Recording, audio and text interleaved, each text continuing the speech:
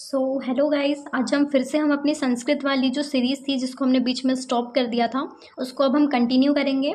तो हमने स्वर संधि तक के कर लिया था। उसके बाद के जो उसके संधि के दो भेद हैं, व्यंजन संधि और विसर्ग संधि, उसको हम आगे लेक्चर में कंटिन्यू करेंगे। इस लेक्चर में हम व्यंजन संधि को देखेंगे क्योंकि स्वर संधि हमने पहले देख लिए हैं। हमने संधि देखे, संधि के बाद में तीनों भेद देखे उसके, और स्वर संधि को डिटेल में देख लिया, उसके 8 प्रकार को। तो इस वीडियो में हम देखेंगे हल संधि जो कि व्यंजन संधि कहलाती है। ठीक है, तो अब यहाँ पे व्यंजन संधि को हल संधि क्यों कहते हैं? हल का मतलब होता है सारे व्यंजन। जब हमने माहेश्वर सूत्र पढ़े थे तो माहेश्वर सूत्र 14 होते हैं, उसमें से जो स्टार्टिंग के 4 होते हैं वो होते हैं हमारे पास में स्वर, और फिर 5 से लेकर के 14 तक के जितने भी होते हैं वो होते हैं हमारे पूरे व्यंजन। ठीक है, तो उन व्यंजन को हल भी बोलते हैं। ठीक है, तो जो लास्ट में जो हल प्रत्याहार होता है वो पूरे व्यंजन का होता है, जो 5वें से लेकर के 14वें तक के का होता है। ठीक है, तो वो होता है हमारा हल संधि। तो हल संधि को ही व्यंजन संधि कहते हैं। अब व्यंजन संधि की नॉर्मल सी डेफिनेशन क्या हो सकती है? जैसे कि आप बचपन से पढ़ते आ रहे हैं कि अगर कोई शब्द है, जैसे कि ये एग्जाम्पल मैं लेती हूँ, यहाँ पे पूर्व पद में व्यंजन है और यदि उत्तर पद में क्या है, स्वर है, तो भी वो संधि व्यंजन ही कहलाएगी। और यदि पूर्व पद में व्यंजन है और उत्तर पद में भी व्यंजन है तो भी वो संधि व्यंजन संधि ही कहलाएगी। ठीक है, तो जहाँ पे व्यंजन शब्द आएगा, पूर्व में व्यंजन संधि होगी, तो उसके बाद में अगर स्वर हो या व्यंजन हो कोई फर्क नहीं पड़ता है। ठीक है, वो व्यंजन संधि ही होगी। तो ये डेफिनेशन तो आप बचपन से पढ़ते आ रहे हो। ठीक है, तो अब हम जो हमारे पास में व्यंजन संधि हमारे सिलेबस में इसके 12 भेद बताए हैं। ठीक है, तो 12 भेदों के नाम देख लो। सचुत्व संधि, षटुत्व संधि, पदांत जसत्व संधि, अपदांत जसत्व संधि, अनुनासिक संधि, लत्व संधि, चरत्व संधि, छत्व संधि, अनुस्वार संधि, अनुस्वार पर सवर्ण संधि, डमुट संधि और विशिष्ट ऋत्व संधि। ठीक है, तो ये जो 12 संधि बताई है मैंने, इन 12 को हम डिटेल में देखेंगे विद एग्जाम्पल, और इनके जो सूत्र हैं वो भी बहुत ज़्यादा इंपॉर्टेंट हैं। और सूत्र यहाँ पे क्यों इम्पॉर्टेंट है? क्योंकि जब हम कोई संधि देखते हैं, जैसे कि ये है संधि, इसका सूत्र जो है, इसके सूत्र से हम पहचान सकते हैं कि हमारे पास में जो भी एग्जाम्पल आएगा उसमें अगर वो वर्ड है तो वो वही संधि होगी। तो सूत्र याद करना बहुत इंपॉर्टेंट होता है, और ये सूत्र एग्जाम में पूछते भी है, तो आपको याद तो रखना है। ठीक है, 12 संधि के 12 सूत्र आपको याद रखना है। मैंने कुछ एक्स्ट्रा वाले भी लिखे, वो सिर्फ समझने के लिए लिखे हैं। ठीक है, कि इसमें ये भी हो सकता है कि जैसे कि कुछ कुछ एक्सेप्शंस भी होते हैं, तो उसके लिए ये दूसरे सूत्र भी है, लेकिन मेन जो होता है उसका पहले वाला ही सूत्र है जो मैं आपको बताऊंगी। ठीक है, तो वो आपको याद करना ही है। तो अब हम लोग स्टार्ट करते हैं अपनी हल संधि को। पहली हमारे पास में सचुत्व संधि। तो सचुत्व संधि का सूत्र होता है स्तो सचुना सचु। ठीक है, स्तो सचुना सचु। यहाँ पे क्या बोला है कि ये जो सचुना सचु है ना सचुत्व संधि में, तो आपको ये सचुत्व संधि में समझ जाना चाहिए कि हमको ये वाले श में चेंज करना है। अब इसका थोड़ा सा एक्सप्लेनेशन देखते हैं। जैसे कि यहाँ पे मैंने फिर से संस्कृत में लिखा है तो इसको मैं डिकोड करके बताऊंगी आपको। सकार तवर्ग्यो शकार च वर्गोभ्याम योगे शकार च वर्ग्यो स्तः। इसका ये मतलब है कि यदि पूर्व पद में स हो या त वर्ग हो, ठीक है, जो त वर्ग है वो हो या फिर ये सरुते वाला स हो, और उत्तर पद में श शक्कर वाला स हो या फिर च वर्ग हो, अगर ये है तो जो हमारा योग बनेगा, मतलब कि जो हमारा संधि बनेगी उसमें शकार या च वर्ग उसमें ऐड हो जाएगा। जैसे कि एग्जाम्पल देखते हैं, रामस प्लस चिनोती। तो रामस में ये स आ गया। ठीक है, ये पूर्व पद में स आ गया है और उत्तर पद में च वर्ग आ गया है। ठीक है, च वर्ग का च ही आ गया है, तो यहाँ पे ये वाला श जो है इसमें कन्वर्ट हो जाएगा। तो रामश चिनोती, जैसे ये वाला एग्जाम्पल इसमें है सन, न जो है ये त वर्ग का आया है। ठीक है, तो अगर ये त वर्ग का है तो मतलब कि ठीक है, पूर्व पद में त वर्ग है और जो उत्तर पद है इसमें च वर्ग का च है, तो ये क्या होगा, सचित। यहाँ पे जैसे बोला गया है कि पूर्व पद में स हो या त वर्ग हो और उत्तर पद में स हो या च वर्ग हो, तो वो च वर्ग में चेंज हो सकता है, या तो फिर अगर ये स है तो ये श में चेंज होगा। ठीक है, अगर ये वाला स है तो ही ये स में चेंज होगा, बाकी अगर त वर्ग है तो वो च वर्ग में चेंज होगा। ठीक है, जैसे कि न का च हो गया, जैसे कि सचित, तो ये हो गया हमारी सचुत्व संधि। तो आपको ये अच्छे से समझ में तो आई होगी। फिर हमारे पास में दूसरा है सचुत्व संधि में ही सूत्र है सात। ठीक है, तो ये जो सात है इसकी हिंदी देखते हैं। शात परस्य तवर्गस्य सचूना न स्यात्। इसका ये मतलब है कि अगर ये जो श है इसके बाद में त वर्ग को अगर च वर्ग नहीं हुआ है, ठीक है, ये स है बस, इसके बाद में ना ही च वर्ग है और ना ही त वर्ग है, तो यहाँ पे क्या होता है, ये वाला सूत्र काम आता है, जैसे कि प्रश और न, ठीक है। तो ये श है, इसके बाद में ना ही च वर्ग है, तो फिर ये शात वाला जो सूत्र है ये सचुत्व संधि में काम आएगा, तो ये हो जाएगा सिर्फ प्रश्न। ये स जो है ये बस हल आधा है तो ये आधा रह जाएगा बस, और ये एज इट इज वैसा ही लिखा जाएगा, ठीक है। तो अगर कोई पूछे प्रश्न है तो प्रश्न में कौन सी संधि लगेगी, तो सचुत्व संधि ही लगेगी, सचुत्व संधि का शात सूत्र लगेगा, ठीक है। तो ये इसीलिए आपको ये पता होने चाहिए, ठीक है। फिर हमारे पास में दूसरी है संधि शटुत्व संधि। शटुत्व संधि का सूत्र है शटूना शटु, ठीक है, शटूना शटु।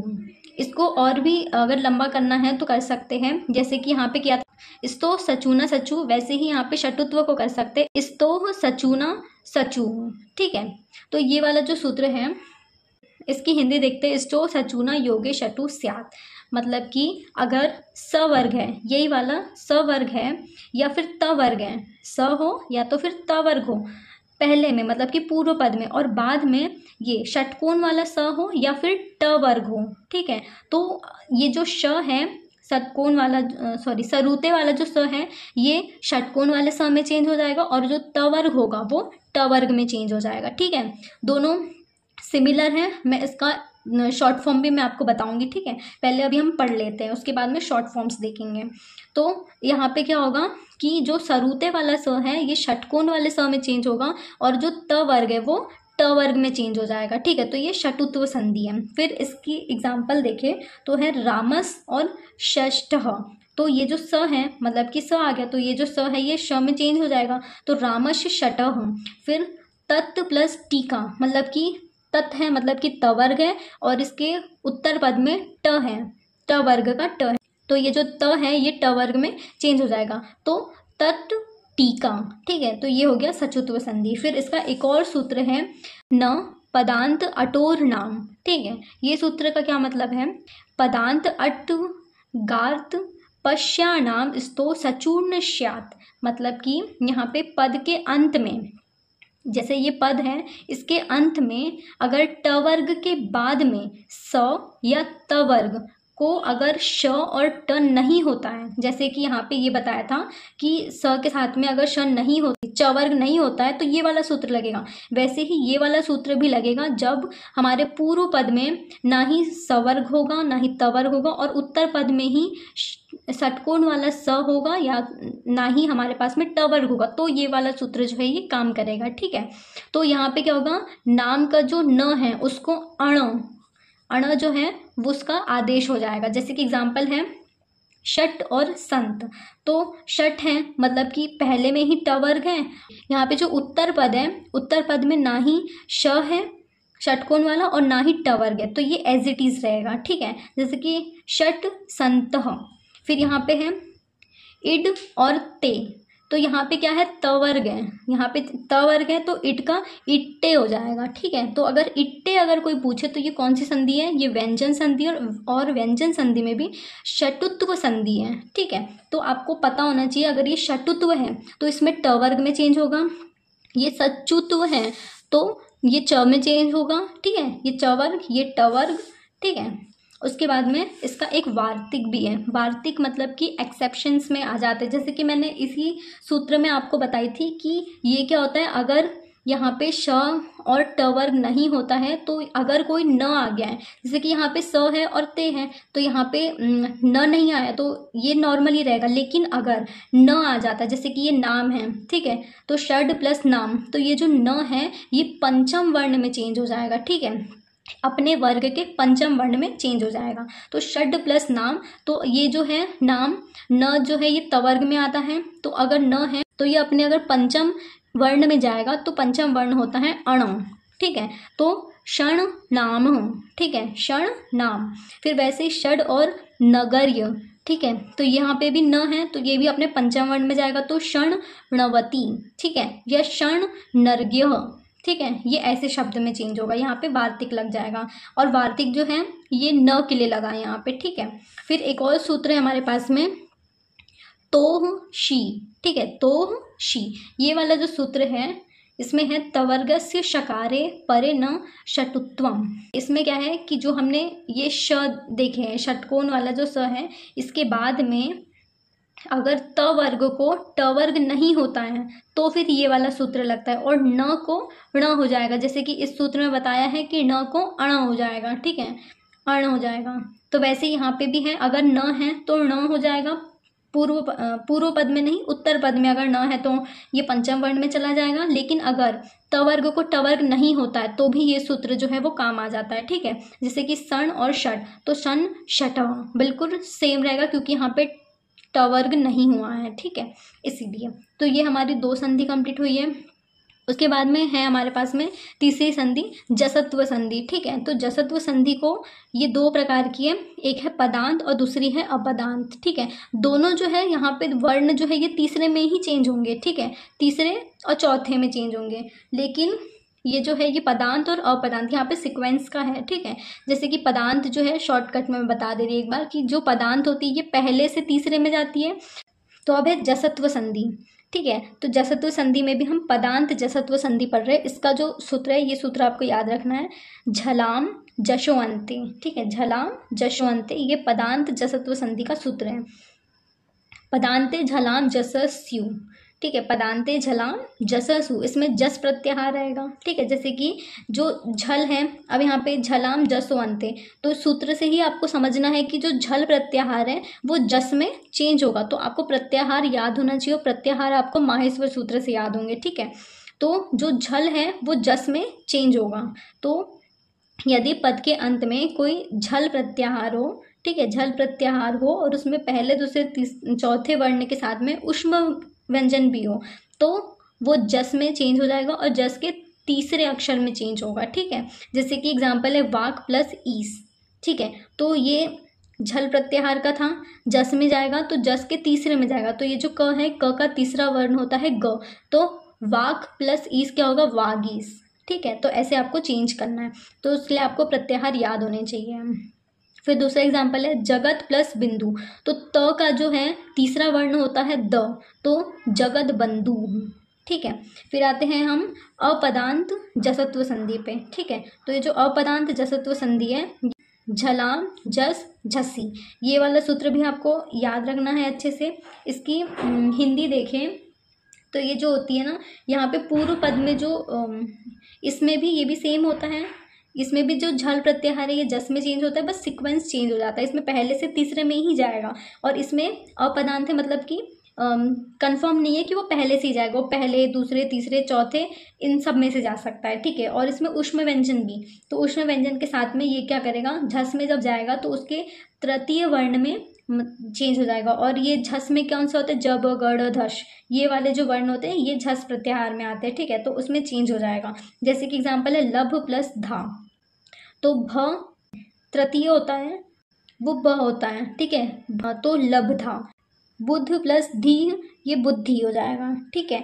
यहाँ पे क्या होगा कि पूर्व पद में हमेशा पहला ही होगा और पहले से तीसरे में ही होगा, और यहाँ पे क्या होगा, इसमें यहाँ पे पहले दूसरे तीसरे और चौथे वर्ण तक के जो भी है वो सब तीसरे में ही जाएंगे, और इसमें सिर्फ पहला वाला है वो ही तीसरे में जाएगा, तो ही वो पदांत है, और बाकी के जो है वो अपदांत होते हैं, ठीक है। तो ये 2 हो गए, अच्छे इंपॉर्टेंट से है, ये बहुत कन्फ्यूजन करता है, लेकिन आपको सीक्वेंस याद रखना है। पदांत मतलब कि एक ही होगा तो पहले से तीसरे में, और अपदांत मतलब कि पहले दूसरे तीसरे चौथे सबसे वो तीसरे में जाएगा, ठीक है।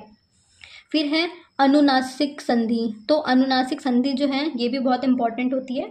इसका सूत्र याद करना है आपको, यरो अनुनासिके अनुनासिको वाम, ठीक है। ये वाला जो सूत्र है बहुत इंपॉर्टेंट है, आपको बहुत जगह काम आएगा, और ये शायद क्रिया व्रिया में भी काम आ जाता है, ठीक है।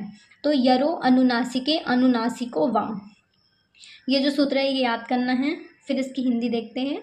हिंदी के लिए भी मैंने आपको यहाँ पे संस्कृत में ही किया है क्योंकि हम संस्कृत पढ़ रहे हैं, तो बस एक्सप्लेनेशन हिंदी में होगा, बाकी चीज़ें सारी संस्कृत में ही लिखी होगी, ठीक है। यरह पदांत स्थानुनासिके परे अनुनासिको वास्यात्, ठीक है।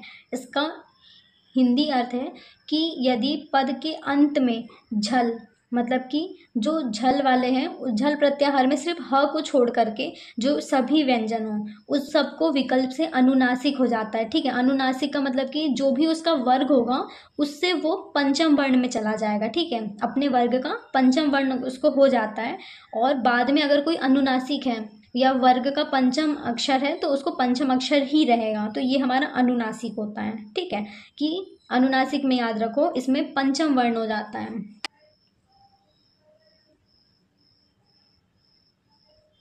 इसमें पंचम वर्ण हो जाता है। ठीक है, तो अगर आपको कोई पंचम वर्ण वाला मिले तो उसको आंख बंद करके अनुनासिक संधि लगा सकते हो आप। ठीक है, तो इसके एग्जाम्पल देखते हैं हम, जैसे कि ये एतन प्लस मुरारी।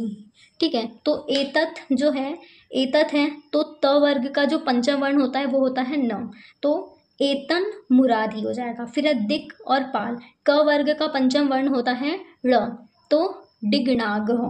ठीक है, डिक और प्लस नाग तो डिगनाग, तो यहाँ पे अगर पंचम वर्ण हो रहा है तो अनुनासिक संधि होगी। ठीक है, उसके बाद में हमारे पास में है लत्व संधि। तो लत्व संधि जो है ये बहुत प्यारी सी संधि होती है। इसका जो बहुत अच्छा सा सूत्र है तोरली, जहाँ पे भी आपको ल दिख जाए, अगर कहीं पे ल ल ल आ रहा है इसका मतलब वो लत्व संधि है। ठीक है, क्योंकि तोरली सूत्र से ये लत्व संधि हो जाती है। इसको देखते हैं, तवर्गस्य लकारे परे पर सवर्ण स्यात्।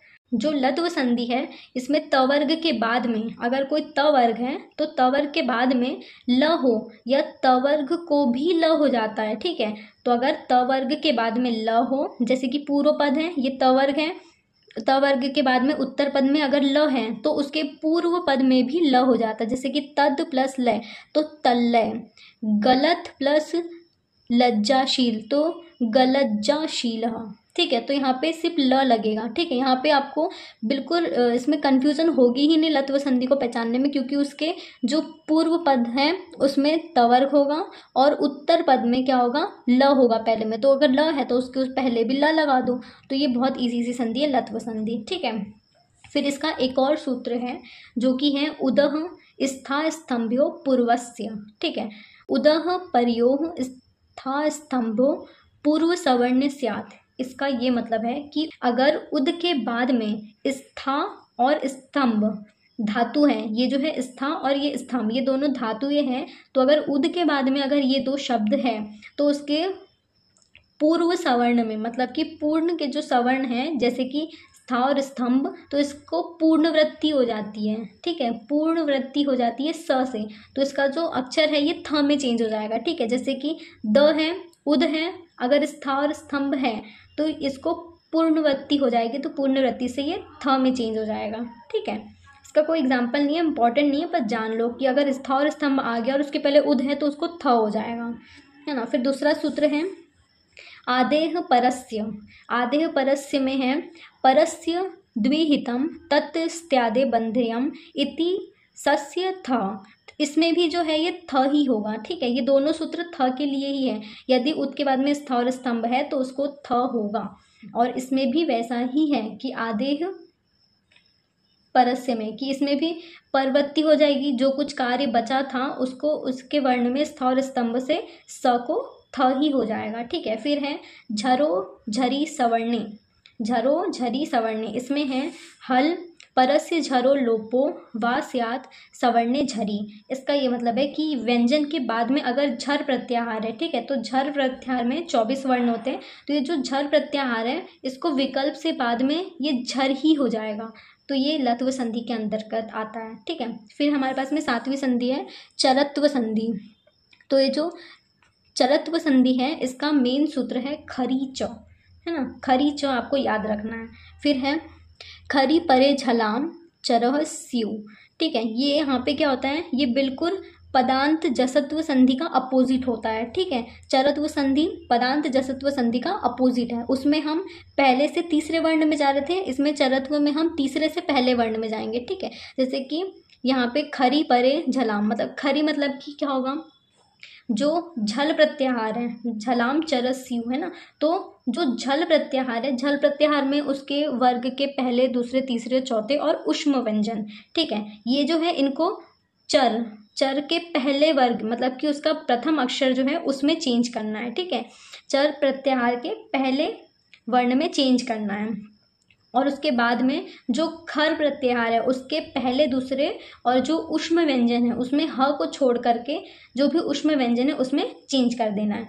तो सिंपल सा समझो कि यहाँ पे हमारे पास में झल प्रत्याहार है, झल को हमें कहाँ पे चेंज करना है, उसके प्रथम अक्षर में खर प्रत्याहार से चेंज करना है। ठीक है, झल को खर प्रत्याहार में चेंज करना है, वो भी पहले वर्ण से। जैसे कि उद प्लस स्थानम, अब ये द है तो ये द जो है ये त वर्ग का है। आपको इसलिए वर्णमाला याद होनी चाहिए, उसके 5 वर्ग हैं। ठीक है, त वर्ग, च वर्ग, ट वर्ग, प वर्ग। ठीक है, तो पहला है हमारे पास में त वर्ग। तो त वर्ग जो है उसका उसमें आता है द, तो ये जो द है ये तीसरे नंबर पे आता है। तो यहाँ पे त वर्ग है तो त वर्ग का त ही आएगा। ठीक है, क्योंकि हमें तीसरे से पहले में चेंज करना है। तो उद का हो जाएगा उत, तो उत्थानम। वैसे दिक और पाल, ग है मतलब कि ये क वर्ग का है, तो ये जो क वर्ग है इसको हम चेंज करेंगे तो ये हो जाएगा दिक्पाल। तो ये हमारी चरत्व संधि हो गई। ठीक है, फिर इसका एक और सूत्र है झयो हो अंत श्याम्य। ठीक है, तो ये वाला जो सूत्र है चरत्व संधि का, इसमें है झय परस्य हस्व व पूर्व सवर्ण स्यात्। यहाँ पे जो झय प्रत्याहार है उसके झय प्रत्याहार के पहले, दूसरे, तीसरे और चौथे के बाद में अगर यहाँ पे पर सवर्ण है मतलब कि ह है तो उसके पूर्व में इसमें चौथा वर्ण हो जाएगा। जैसे कि वाग प्लस हरि, तो वाग है और ह है, तो अगर ह अगर आया है या झय प्रत्याहार है इसके बाद में अगर ह है तो ये तीसरे से पहले में ना जा करके चौथे में चला जाएगा। जैसे कि वाग घरी हूँ, तो यहाँ पे हमें ऐसा नहीं करना था, लेकिन ह आने की वजह से यहाँ पे ये चौथे वर्ण में चला जाएगा। ठीक है, सिर्फ ह की वजह से। इसलिए चरत्व संधि में ये सूत्र भी आपको याद रखना है कि अगर एक्सेप्शन वहाँ पे आता है अगर ह का, तो वहाँ पे आपको उसको पहले वर्ण में ना चेंज करके उसको चौथे वर्ण में चेंज करना है। ठीक है, तो ये हो गई हमारी चरत्व संधि। तो अब देखते हैं हम अपनी छत्व संधि। तो छत्व संधि जो है इसका सूत्र है षष्ठो अटि। तो इस सूत्र से आपको समझ में आ रहा होगा कि हमको शकार को छकार में चेंज करना है। ठीक है, फिर यहाँ पे एक है अटि। अटि जो है मतलब कि यहाँ पे अट प्रत्याहार भी है। तो ये जो अट प्रत्याहार है ये इसमें स्वर होते हैं हैवरट, तो ये अगर है तो वो भी छ में ही चेंज होंगे। ठीक है, तो अब हम इसका देखते हैं। पदांत झस्यम परस्य झस्य छो व श्यादटी। ठीक है, तो यहाँ पे ये बोला गया है कि यदि पद के अंतिम में 6 वर्ग हो मतलब कि 6 प्रत्याहार हो तो उसमें विकल्प से श को छ हो जाता है, और यदि स है तो उसके अट प्रत्याहार हो जाता है। ठीक है, जैसे कि एग्जाम्पल देखते हैं हम, तद प्लस शिव। तो हमको यहाँ पे तद प्लस शिव है, ये शकार तो है ना यहाँ पे, तो ये जो शकार का जो श है ये छ में चेंज हो जाएगा। ठीक है, और ये जो त है तो ये त वर्ग आ गया यहाँ पे, तो त वर्ग जो यहाँ पे अठ प्रत्याहार से चेंज हो जाएगा, तो ये हो जाएगा च। ठीक है, तो ये हो जाएगा हमारे पास में तत् शिव की जगह तच्छीव हो जाएगा। ठीक है, वैसे ही यहाँ पे जो त है ये अट प्रत्याहार की वजह से च में चेंज हो जाएगा। ठीक है, तो वैसे ही सरत प्लस सावरी, तो सर और ये जो त है त वर्ग का च हो गया तो सरच, और ये श का छ हो गया तो सरच छरवरी, ये शब्द हो जाएगा। ठीक है, अगर आपको वहाँ पे च और छ ये दोनों अगर साथ में दिखते तो आपको छत्व संधि में टिक लगाना है। ठीक है, क्योंकि ये होता है षष्ठो अटि। अट प्रत्याहार की वजह से जो त वर्ग है ये च में चेंज हो जाता है, और बाकी स का तो छ होना ही है। तो च और छ अगर कहीं मिलता है तो वो आपको छत्व संधि लगानी है। ठीक है, तो ये बहुत अच्छी संधि है, बहुत इजीली याद हो जाती है और बहुत इजी होता है इसके एग्जाम्पल को ढूंढना। जैसे कि च और छ है तो छत्व संधि हो जाएगी। फिर आते हैं हम अनुस्वार संधि पे। ठीक है, तो अनुस्वार संधि है, इसका सूत्र होता है मो अनुस्वारः। ठीक है, मो अनुस्वारः। तो यहाँ पे आपको समझ में आएगा कि म जो है वो अनुस्वार में चेंज हो जाएगा। ठीक है, तो आपको ये पहचानने में भी दिक्कत नहीं होगी, इसके सूत्र से ही समझ में आ रहा है कि मो अनुस्वार मतलब कि मकार को अनुस्वार हो जाएगा। फिर इसका देखते हैं हम डिस्क्रिमिनेशन। मान्तस्य पदस्य अनुस्वारः स्याद्यलि। ठीक है, इसका वही है कि जो मकार है हमारे पास में पद के अंतिम में अगर म है तो उस म को अनुस्वार हो जाता है। अनुस्वार मतलब कि बिंदी हो जाती है। ठीक है, बस इतना ही है इसका। जैसे कि एग्जांपल देखते हैं, हरीम प्लस वंदे, तो इसके जो पूर्व पद है इसमें मकार है, म है, तो ये जो म है ये बस अनुस्वार बन जाएगा, मतलब कि बिंदी बन जाएगी बस, बाकी सब एज इट इज रहेगा। तो हरीम वंदे। और दूसरा एग्जांपल है पायम सी, तो पाय और म का अनुस्वार हो जाएगा, तो पायम सी। ठीक है, प्रोनाउंसिएशन वही होगा, बस लिखने का तरीका चेंज हो जाएगा। जब हम कंबाइन करेंगे तो म हट करके बिंदु बन जाएगा। ठीक है, तो ये होती है हमारी अनुस्वार संधि। फिर दूसरी है अनुस्वार पर सवर्ण संधि। ठीक है, तो ये जो अनुस्वार पर सवर्ण संधि है इसका सूत्र है अनुस्वारस्य यई पर सवर्णः। ठीक है, तो इस सूत्र से आपको पता चल रहा होगा कि यहाँ पे यई प्रत्याहार जो है इसमें चेंज होना है। ठीक है, यई परे अनुस्वारस्य स्थाने पर सवर्ण भवन्ति। तो यहाँ पे वही लिखा है कि जो अनुस्वार है उसके बाद में अगर यई प्रत्याहार है तो यई प्रत्याहार में श श श ह है, इनको छोड़ करके सभी व्यंजन जो है उसको अनुस्वार को पर सवर्ण, मतलब कि अगले वर्ण का जो भी वर्ण है उसका पंचम वर्ण हो जाएगा। जैसे कि शंका, तो क का जो पंचम वर्ण है, क वर्ग का जो पंचम वर्ण होता है वो ड होता है, तो शंका का षडंका, मतलब कि हम ऐसा ही लिखते हैं ना। जैसे कि अंकित है तो अंकित को भी अंकित, क वर्ग है तो क में ये वाला ड ही आता है क्योंकि उसका पंचम वर्ण हो जाता है। ठीक है, तो ये है होता है हमारा अनुस्वार पर सवर्ण संधि। पर सवर्ण का मतलब है उसका दीर्घ हो जाना, मतलब उसका पंचम वर्ण हो जाना, वो हमारा होता है पर सवर्ण संधि। ठीक है, तो यहाँ पे अनुस्वार बोला है तो अनुस्वार तो लगेगा ही क्योंकि बिंदु तो लगनी है। ठीक है, जैसे कि नदी, उसमें बिंदु है और तर्ती, तो नदी और त वर्ग का पंचम होता है न, तो नदीन तरती। ठीक है, उसका पंचम वर्ण हो गया। तो ये होता है हमारे अनुस्वार पर सवर्ण संधि। इसके और भी सूत्र हैं जिसको अभी हम देखेंगे, पर ये वाला इंपॉर्टेंट होता है क्योंकि इसी से क्वेश्चन आते। तो अनुस्वार से यही पर सवर्ण, तो यहाँ पे याद रखना कि अनुस्वार के बाद में अगर यही प्रत्याहार है उसमें से ऊष्म व्यंजन को छोड़ के सभी व्यंजन अगर है तो उसके वर्ग का पंचम वर्ण हो जाएगा, तो वो होता है हमारा अनुस्वार पर सवर्ण संधि। फिर इसके और भी सूत्र हैं। वा पदान्तस्य पदांत स्नायु स्वरस्य यई परे पर सवर्णे वा स्यात्। इसका अर्थ है कि यदि पद के अंत में क्या हो, अनुस्वार हो और उसके बाद में यई प्रत्यय हो, यई प्रत्याहार में भी ऊष्म व्यंजन को छोड़ के, जैसा कि इसके पहले देखा था। ठीक है, अगर अनुस्वार को पर सवर्ण हो गया हो विकल्प से तो ही ये वाला सूत्र लगता है। जैसे कि त्वक प्लस करोति, त्वक करोषि।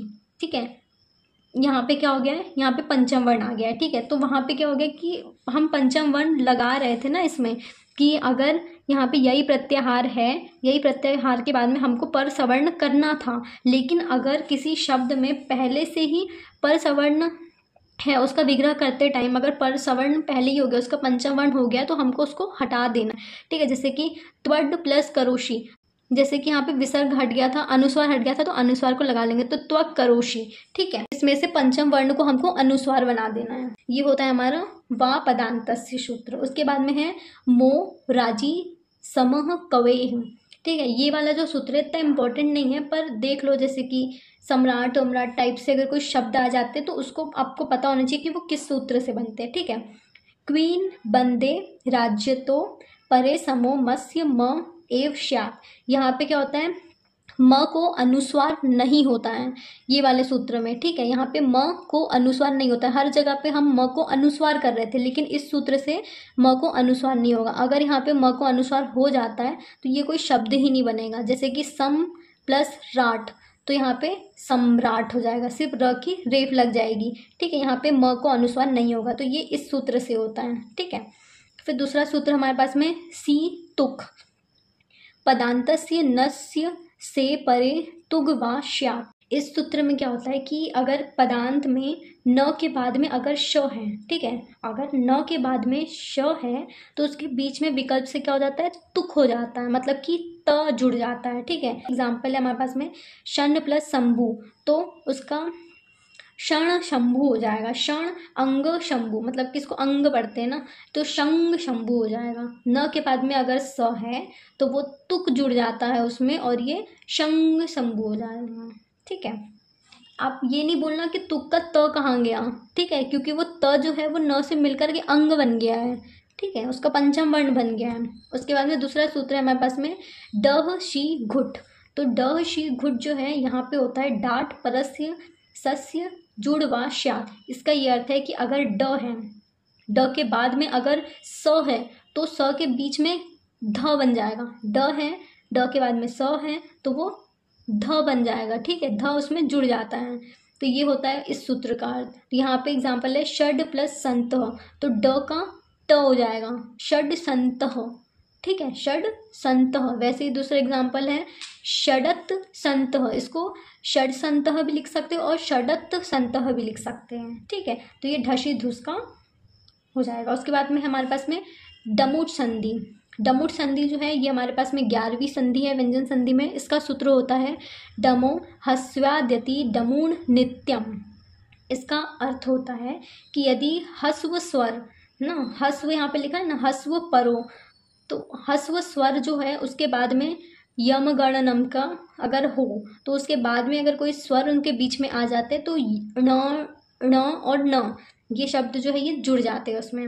जैसे कि यहाँ पे लिखा है हस्वात प्रयो योगम तदंत युद्धपदम स्मात परस्य चो डमुट, ठीक है। तो यहाँ पे वही बोला है कि जो हस्व स्वर होते हैं उसके बाद में अगर ड म और न, ठीक है, और न, अगर इसके बाद में कोई भी स्वर हो तो उनके बीच में ये जो पंचम वर्ण होते हैं ये जुड़ जाते हैं, ठीक है। जैसे कि एग्जाम्पल है हमारे पास में सगुण प्लस इश, तो न है, न का इसमें ई है तो ई जो यहाँ पे हस्व स्वर आ गया, तो हस्व स्वर अगर आ गया है तो हमारे पास में ये पंचम वर्ण है यही रिपीट हो जाएगा। जैसे कि शगुण इश, शगुण और ई का भी निश हो जाएगा। अब ये बड़ा ई है इसलिए बड़ी की मात्रा लगेगी निश में, ठीक है। तो डमुट संधि में याद रखना है कि अगर हमारे पास में पूर्व पद में पंचम वर्ण हो और उत्तर पद में अगर हस्व स्वर हो, ठीक है, तो वो जो है वो पंचम वर्ण में ही चेंज हो जाता है। जैसे कि सगुण न है तो इसी में ये चेंज हो जाएगा और बड़ी की मात्रा लग जाएगी क्योंकि इश है, ठीक है। वैसे दूसरा है सण प्लस अच्युत, तो ये न है तो एक और न लग जाएगा और च्यूत, ठीक है, तो क्षण च्यूतम, तो ये हमारी डमुट संधि हो जाएगी। फिर इसका दूसरा सूत्र है समह शुटि, इसमें है शमो रूह श्यात शुटि, मतलब कि ये जो सम है इसके म को अगर रू शब्द हो गया तो ये शुट हो जाएगा, ठीक है, मतलब स हो जाएगा, ये बस याद रख लो। उसके बाद में दूसरा सूत्र है पुमह खर्यम परे, ठीक है, पुमह खर्यम परे, तो ये वाला जो सूत्र होता है इसका है अम्परे खई पुम रू श्यात, ठीक है, अम्परे खई पुम रू श्यात। यहाँ पे जो पुम है, पुम शब्द जो आया है, पुम के अगर म को रू हो गया, जैसे कि यहाँ पे बोला था सम के म को अगर रू हो जाता है तो वो स हो जाता है, वैसे ही अगर पुम के म को रू हो जाए मतलब र हो जाए और उसके बाद में अगर अम या फिर परक, इसके बाद में अगर अम या मतलब कि अम मतलब होता है स्वर या फिर अंतस्थ व्यंजन जो होते हैं वो आ जाए या फिर ह वर्ग आ जाए या पंचम वर्ण आ जाए तो उसको खय प्रत्याहार के पहले या दूसरे वर्ण में चेंज करते हैं, ठीक है।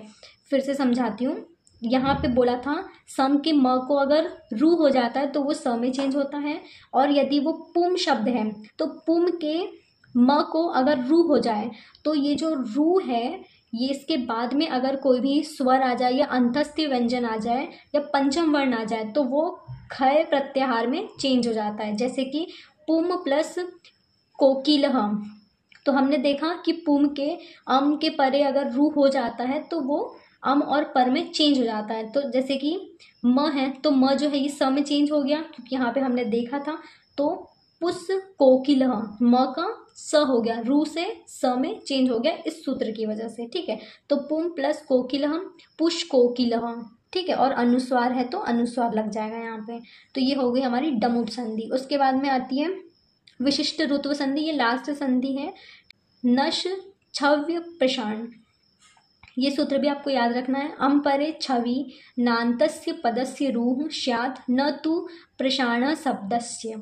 तो इसका ये मतलब है कि यदि पूर्व पद के अंत में न हो, ठीक है, यदि पूर्व पद के अंत में न हो और उत्तर पद के आदि में छ प्रत्याहार हो, ठीक है, यानी च छ ट ठ थ ये वर्ग हो तो उसके बाद में अम मतलब कि जो सभी स्वर हैं, स्वर वर्ण के जो प्रत्याहार हैं उसको न को रू हो जाता है और रू को विसर्ग और विसर्ग से स का आदेश हो जाता है। ठीक है, यहाँ पे क्या होगा, पहले तो वो जो प्रत्याहार है स्वर से क्या हो जाएगा, रू में चेंज हो जाएगा, फिर रू से वो विसर्ग बन जाएगा और फिर विसर्ग से वो श में चेंज हो जाएगा। ठीक है, ये याद रखना विशिष्ट रुत्व संधि का, कि विशिष्ट रुत्व संधि में क्या होगा, अगर उसके पूर्व पद में न हो और उत्तर पद में छ हो, छ के मतलब च छ ट ठ ठ मतलब कि पूरा च वर्ग हो, तो वहाँ पे क्या होगा, स्वर जो है उसको रू हो जाएगा, रू से विसर्ग होगा और विसर्ग से स में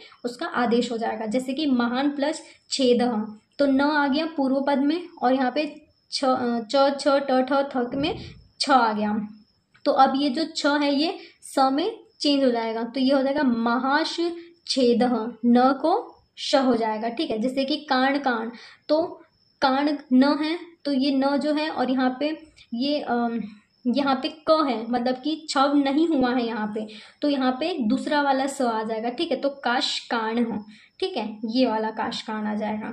यहाँ पे क्षय था इसलिए ये वाला श आया था, अगर नहीं होता है तो दूसरा स आएगा। ठीक है, उसके वर्ग का स आएगा। फिर दूसरा है, ये बहुत ज़्यादा इंपॉर्टेंट है, विसर्जनीयस्य सह।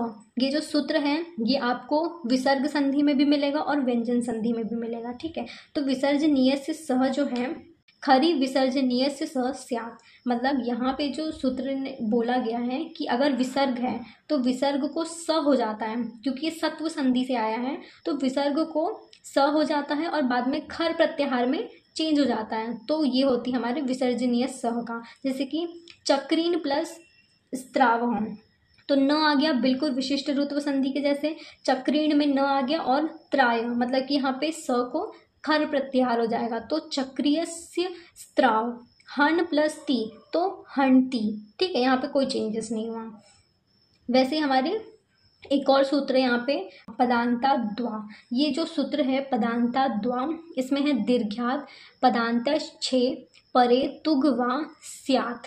तो यहाँ पे जो बोला गया है कि अगर पद के अंत में दीर्घ स्वर्ग हो तो उसको त हो जाता है और उसको विकल्प से उसको बाद में छ हो जाता है। जैसे कि लक्ष्मी प्लस छाया, तो यहाँ पे दीर्घ स्वर है, लक्ष्मी दीर्घ स्वर है और उसके बाद में तुक से छ हो जाएगा, तो यहाँ पे छाया भी है, तो लक्ष्मी छाया। यहाँ पे कोई चेंजेस नहीं होंगे क्योंकि यहाँ पे दीर्घ भी है और छ भी है, तो लक्ष्मी छाया। ठीक है, बिल्कुल वो कंबाइन हो जाएगा, बाकी कोई चेंजेस नहीं आएंगे इस सूत्र की वजह से विशिष्ट रुत्व संधि में। ठीक है, तो हमारे ये जो हल संधि है ये हमने कंप्लीट कर लिया है।